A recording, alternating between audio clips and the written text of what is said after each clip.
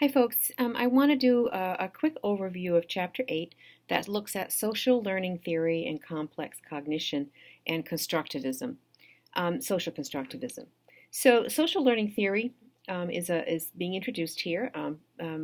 Albert Bandera formulated this theory, and what it says is that we learn through observation. Okay, we learn through observation and modeling. We can learn through vicarious experiences, that, in other words, putting ourselves in somebody else's place, but very much acquiring a skill or a behavior through observation and modeling. One particular example of that is a think aloud. I don't know if any of you have engaged in think aloud activities before. But it's a kind of modeling that where the student listens and observes what the teacher is thinking. So it's really making your thoughts visible.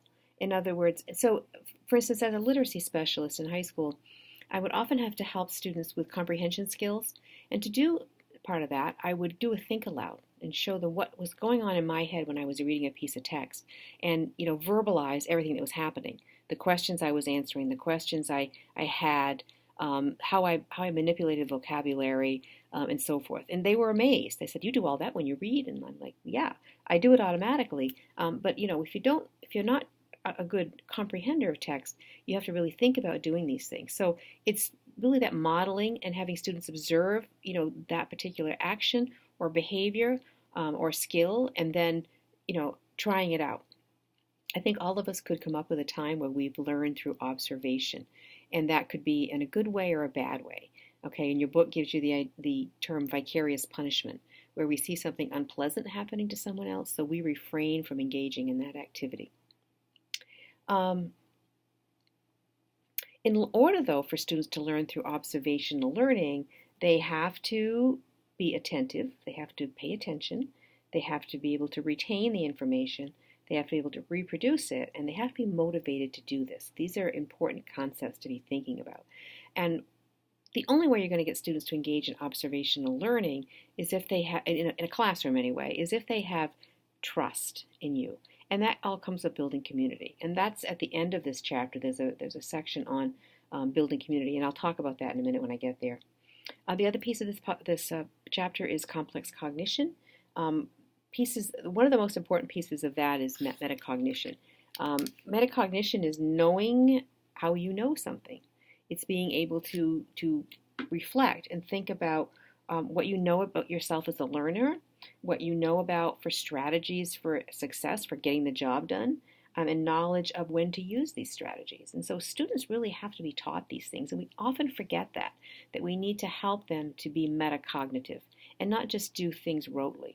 Focusing on the grade or focusing on what the teacher wants, it's not good learning. It's not a good learning skill. I know that a lot of you are thinking, but grades are important. Well, they are, but the grade should come from the learning, and the learning should be engaged. And so helping students to think about what they know about themselves as learners and how they proceed with that is really, really important. On page 269, there's let me get to that. There's a graphic that compares some of the major characteristics of constructivist perspectives, and gives you a Piagetian perspective, Vygotskian, social constructivist, and a holistic. I'd like you to look at those. I think that's a nice chart to help you sort of sort out these constructivist theories, and they really do overlap. It's not as though we can just adopt one and say that's it. We really have to think about the many aspects of these and which ones work in which situations and which ones we need to employ in which situations. There's a section on problem-solving classrooms in here that would be important for you to read. I'm not going to go over all of that. Some of the obstacles to complex cognition are the cognitive ones are not being able to consider alternatives, being really sort of very focused on only one way to look at a situation. Or it may be that a person tries to apply the same strategy to all situations when different strategies need to be applied to different situations. And there also may be a limit of actual working memory capacity, so we have to be attentive to that as well, of supporting that in terms of providing text to help that student, or learning scaffoldings and supports, videos, educational technician support, but really making sure the student has all the tools he or she needs if the working memory is a problem. Non-cognitive obstacles can be anxiety or fear of failure. So many times we see students who just give up because they're so afraid they're going to fail. And so it's important for us to help them to really overcome those fears. There's a section on transfer that I would like you to really pay attention to, because it's something that's often neglected in schools. We teach students skills or concepts, but we don't often help them to transfer it. So the book gives you 4 different kinds of transfer. One is low road transfer, which is automaticity, just being able to do it automatically. Second one is high road transfer, which is very, very what I'm kind of talking about, in that students deliberately apply some knowledge or skills they've learned in one area to another area. It's that aha moment when a student says, wait, I learned this in science, and they're in a math class, and I can use this in my math class. So that's kind of what I'm talking about there. There's also positive transfer. So this is when a student is successful in applying, and there's negative when applying, transferring something has a negative effect on another aspect. Let's see what else. So on social constructivism and complex cognition, and sort of reconciling those two, remember that constructivism is not just a single theory, it's a set of theories. The book gives you exogenous, endogenous, and then Vygotsky's. Endogenous is very much Piagetian, but I want to concentrate on Vygotsky because I think he's really the player here. Not that Piaget isn't, not that the others aren't acceptable or used, but I think Vygotsky is something I really want you to focus on and to understand, because he very much leads the constructivist movement, if I can put it that way. So we've talked about Vygotsky before. We know that Vygotsky believed in social learning. He believed in collaborative learning. He believed in a scaffolding model of learning. And remember the ZPD, being in the zone of proximal development, and the model of I do, you watch, I do, you help, you do, I watch, you do, I help, you do, I watch. So that very much is that recursive scaffolding model.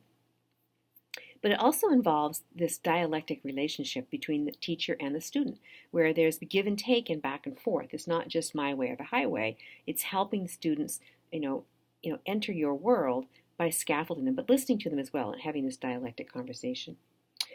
This involves creating a sense of community, as I mentioned earlier.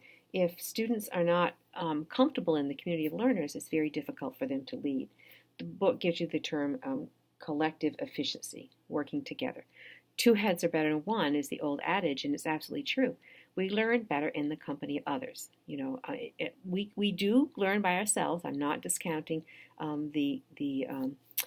those who do like to learn by themselves, because I'm one of those. Sometimes I'd rather just grapple with an idea by myself, but I also know that I can learn much in the company of others, and it's important for me to do that. There are sections on the role of experience, on scaffolding, on channeling, and fading. Those are important. I'd like you to read carefully all of those.